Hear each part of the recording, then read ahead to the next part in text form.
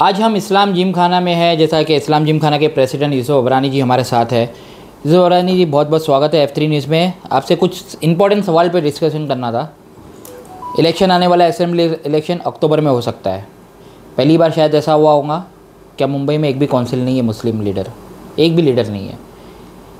MP election था, Lok Sabha election, एक भी मुस्लिम को टिकट नहीं मिली थी।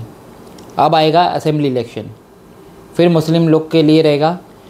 पर जैसा कि सवाल उठता है कि भाई कोई मुस्लिम लीडर रहना चाहिए, अगर ये है XYZ है, कोई और खड़ा रहेगा मुस्लिम तो ये हार जाएगा। इस पे आपकी क्या राय है?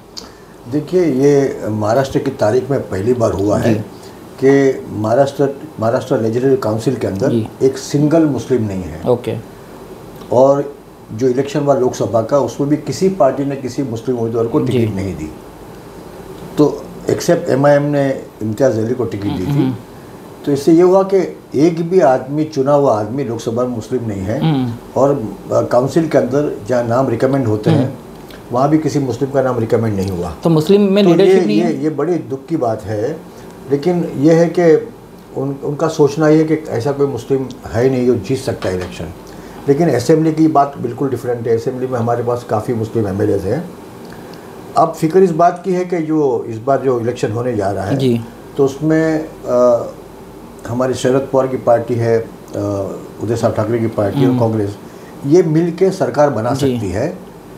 शर्त है कि सही तरह टिकट दी जाए और लोगों का साथ लिया जाए। तो उसमें हर कौम के लोगों को एडजस्ट करना पड़ेगा। अगर ये मैसेज गया है पब्लिक के अंदर कि मुसलमान का वोट चाहिए लेकिन मुसलमान नहीं चाहिए, तो ये बात गलत है। ऐसा है नहीं। देखिए, आज भी हमारे पास 4-5 मुस्लिम MLAs हैं महाराष्ट्र में, और हो सकता है ये बढ़ भी सकते हैं। लेकिन मेरी एक ही फिक्र होती है कि अगर कोई मुस्लिम उम्मीदवार खड़ा है या वो पहले से MLA है, तो उसको हराने की जो कोशिश होती है वो नहीं होना चाहिए। आमतौर पे देखिए, असलम शेख साहब वहाँ हैं, अमीन पटेल यहाँ है, नवाब मलिक अनुशक्ति नगर में है, अबू हाशिम आज़मी शिवाजी नगर में है, और बाकी शिवसेना के भी कुछ मुस्लिम MLAs हैं, सत्तार साहब हैं, और NCP अजीत पवार मुस्लिम है। तो इस तरह हम चाहते हैं कि इनकी तादाद बढ़नी चाहिए। मतलब जो सिटिंग MLA है फिलहाल 6-7 जन, जैसा आपने नाम गिना है। पर सॉरी टू से मैं बोलना चाहूँगा सर, मुस्लिम जो नेता है इनको नाम के लिए देना चाहिए कि मुसलमान के इनके मेरिट वर्क के ऊपर देना चाहिए? क्योंकि अगर आप देखोगे कई नेता जो 10-10 साल 15-15 साल से है, 5 साल से एक टर्म से है, इनने मुसलमान कम्युनिटी के लिए वाकई लोगों के लिए प्रोग्रेस रिपोर्ट नहीं है। अगर उनके प्रोग्रेस नहीं है तो उनको क्या मेरिट पे वोट वापस है? क्या इनके खिलाफ कोई दूसरा मुस्लिम खड़े नहीं रहे?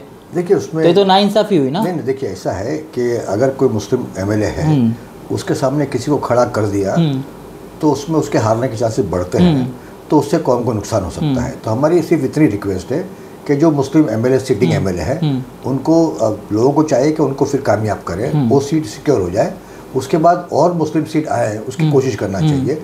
देखिए, आमतौर पर आप देखना इस इलेक्शन में क्या हो सकता है कि वंचित अघाड़ी है, MIM है, आम आदमी पार्टी है, इनके भी लोग जो होंगे, कैंडिडेट होंगे, वो ये मुस्लिम इलाकों से खड़े होंगे और वो मुस्लिम कौम के होंगे। तो उससे क्या होता है कि जो सिटिंग MLA है या जो मजबूत उम्मीदवार है उसके हारने के चांसेस बढ़ जाते हैं। तो सिर्फ देखो, लास्ट टाइम वारिस पठान थे जी, तो हमने वो टाइम भी यही किया था कि समाजवादी पार्टी से बात की, कांग्रेस से बात की कि भाई यहाँ कोई मुस्लिम उम्मीदवार मत देना ताकि ये जीत जाए। वो किस पार्टी का है, कैसा है, वो काम करता है नहीं करता है, वो बात की बात है। लेकिन ये पहले तो ये कि हमारा जो परसेंटेज है MLAs का वो बढ़ना चाहिए। तो ये रिक्वेस्ट है कि जहाँ सिटिंग MLA है, हमको ये कहीं से खबर मिली है कि काफ़ी लोग आपस में लड़ रहे हैं, झगड़ रहे हैं, एक दूसरे को हराने की कोशिश करते हैं। तो ये बिल्कुल बुरी बात है। जैसा नवाब मलिक अनुशक्ति नगर से हैं, तो लोगों को चाहना चाहिए कि वो वहाँ से जीत जाए। अबू हाशिम आज़मी यहाँ से शिवाजी नगर से, इस तरह असलम शेख है मलाड से, अमीन पटेल मुंबई दिल्ली से।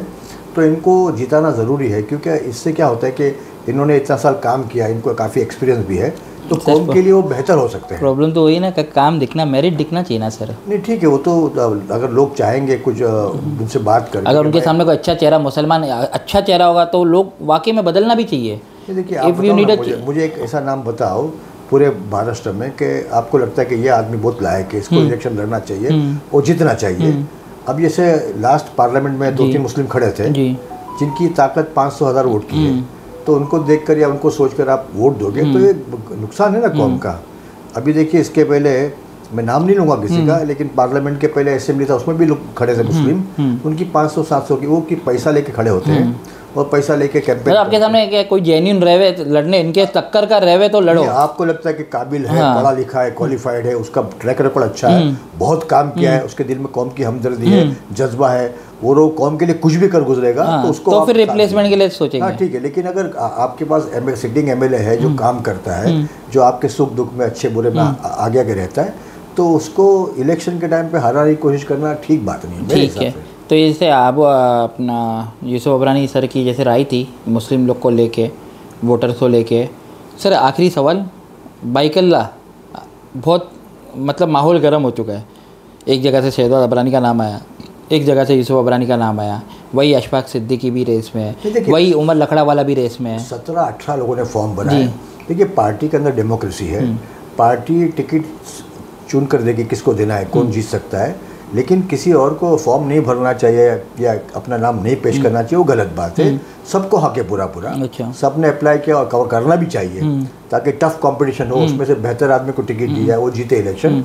मैंने फॉर्म भरा है, लेकिन ये ज़रूरी नहीं कि मुझे ही टिकट मिले, पार्टी किसी और को भी टिकट दे सकती है, लेकिन हमारा सबका मकसद ये होना चाहिए कि जिसको भी टिकट मिले उसके लिए दिल और जान से काम करना चाहिए, कामयाब करना चाहिए। बाइकल्ला में कांग्रेस को मिलेगा कितना चांस है? बाइकल्ला में कांग्रेस को सीट मिलेगा कितना चांस? 10%। 90% तो ये लगता है हमें, लेकिन हमारी कोशिश होना चाहिए, क्योंकि ये हमारी सीट है। इसके पहले हमेशा यहाँ से सेक्युलर आदमी जीता है। अब ये लास्ट टाइम ये हुआ कि यामिनी यादव वो यहाँ की एमएलए बनी। हम चाहते हैं कि ये शिंदे ग्रुप की एमएलए है, हम चाहते हैं कि कोई सेक्युलर पार्टी का आदमी, जैसे कांग्रेस का, मैं कांग्रेस से हूँ, ऐसे बाकी लोग कांग्रेस से हैं, इस तरह दूसरी पार्टी भी है, जैसा शिवसेना इनकी उदय ठाकरे की है। अगर उनको भी टिकट मिलती है तो सबको मिलकर मेहनत करना चाहिए, लेकिन ये है कि ज़्यादा क्लेम हमारा बनता है, क्योंकि अरविंद सावंत जी को हमने बड़ा सपोर्ट किया है। और एक एमएलए भी आप लोग के बारे रह चुके बाइकल्ला में, 3 मधु चौहान रह चुके। मधु चौहान है, फिर इसके पहले भी सेक्युलर पार्टी के लोग वहाँ थे ना। ये तो अभी लास्ट इलेक्शन में वोट का डिवीजन हुआ तो यामिनी यादव जीत गई। हम चाहते हैं कि इस बार कांग्रेस को टिकट दी जाए, और कांग्रेस से कोई सेक्युलर चेहरा जो हर कौम को लेकर चलता है वो इलेक्शन लड़ना चाहिए। जहाँ तक लोगों ने पार्टी का फॉर्म भरा है तो उनका हक है, भरना चाहिए। पार्टी फैसला करे कि कौन बेहतर है, कौन लीड कर सकता है, कौन जीत सकता है, और किसके पास विजन है। मतलब कोई भी लड़ेगा, सब मिलकर सपोर्ट करना चाहिए, आपका बोलना चाहिए। ठीक है, ये थे हमारे साथ यूसुफ अबरानी। जैसा क्या मुस्लिम चेहरे पे चर्चा हुई और बाइकल्ला की सीट पे चर्चा हुई, अभी तो इलेक्शन का माहौल बना रहेगा, फिर बहुत बार मुलाकात होते रहेगी ये बात पे यूसुफ अंकल से। मैं जुनेद शेख, F3 न्यूज़ की तरफ। Thank you.